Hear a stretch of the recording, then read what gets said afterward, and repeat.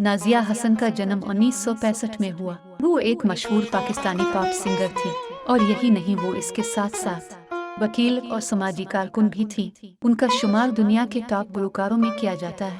उन्होंने अपने भाई के साथ मिलकर अपने दौर में 7 करोड़ एल्बम फरोख्त किए। उनका पहला कामयाब गाना इंडियन फिल्म कुर्बानी में आया था, जो कि बेहद मकबूल हुआ था, जिसके बोल थे, अब जैसा कोई मेरी जिंदगी में आए।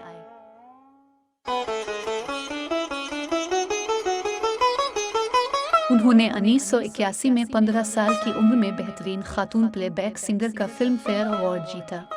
इनका पहला एल्बम डिस्को दीवाने 1981 में रिलीज हुआ और दुनिया भर के 14 ममालिक में छा गया और उस वक्त सबसे ज्यादा फरोख्त होने वाला एशियाई पॉप रिकॉर्ड बन गया।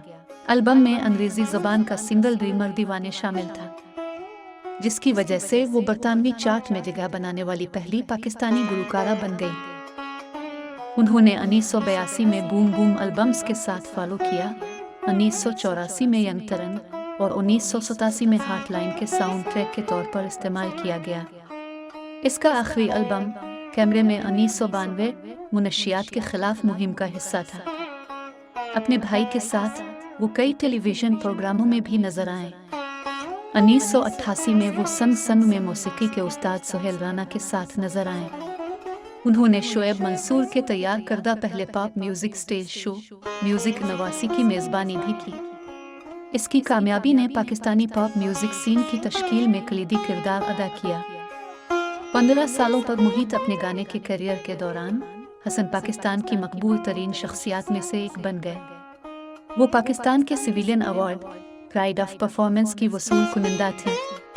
गाने के अलावा वो इंसान दोस्त सरगर्मियों में भी मसरूफ रही और यूनिसेफ ने 1991 में उसके सकाफती सफ़ीर के तौर पर मुकर्रर किया। हसन के बारे में इंकिशाफ हुआ कि उनकी ज़ाती ज़िंदगी मसाइल से भरी हुई थी। इनको डिप्रेशन का मर्ज भी था। 13 अगस्त 2000 को उनका 35 साल की उम्र में लंदन में फेफड़ों के कैंसर से इंतकाल हो गया।